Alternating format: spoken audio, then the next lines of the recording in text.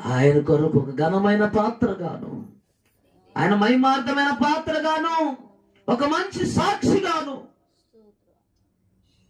ఆయన సాక్షార్థమై ఉండునట్లుగాను ఎంతో మందిని మలిచాడు, మార్చాడు. తాగుబోతులు మారారు, దొంగలు మారారు, నరాంతకులు మారారు, నరమాంస భక్షకులు మారారు. ఎంతో మంది దేవుడు లేడని నాస్తికులు మారారు. ఎంతో మంది బ్రతుకులు మారాయి, ఎంతో మంది జీవితాలు మారాయి. మార్చగలిగిన శక్తిమంతుడు ఆయన, చక్కబెట్టగలిగిన వాడు, వృద్ధి చేయగలిగిన వాడు.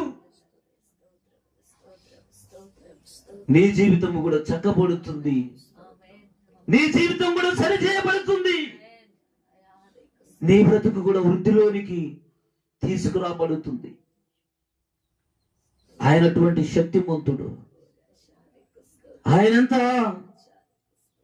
సర్వశక్తిమంతుడు. ఆయనకు అసాధ్యం అంటూ ఏమీ లేదు, సమస్తము సాధ్యమే. సచిన లాజరుని పిలిచిన శక్తిమంతుడు, మృతుల సైతం లేవనెత్తువాడు, ఎండిన ముక్కల జీవంతో నింపిన వాడు, ఇంటి నేరాల్లో నీటి ముట్టులు ఇంపజేసిన వాడు, ఎర్ర సముద్రం రెండు పాలు చేసిన వాడు, ఏకాక్షిగా నిలిపిన వాడు,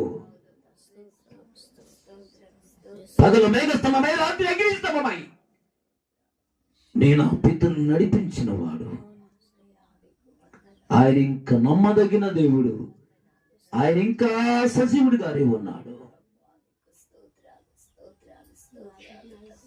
అబ్రహాము దేవుడు, ఇస్సాకు దేవుడు, యాకోబు దేవుడు, నీకును నాకును చాలిన దేవుడు.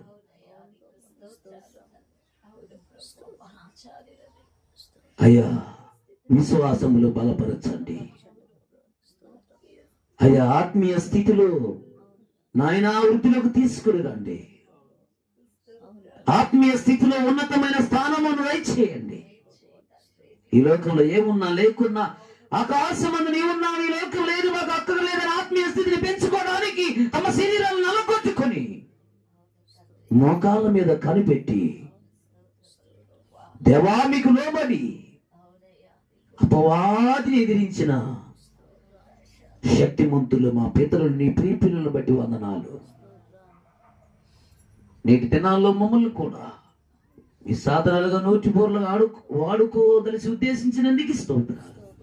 తగిన శక్తిని దయచేయండి, తగిన బలమును దయచేయండి, తగిన ధైర్యమును దయచేయండి. ఆనాడు రాజులు, అధికారులు, నాయకులు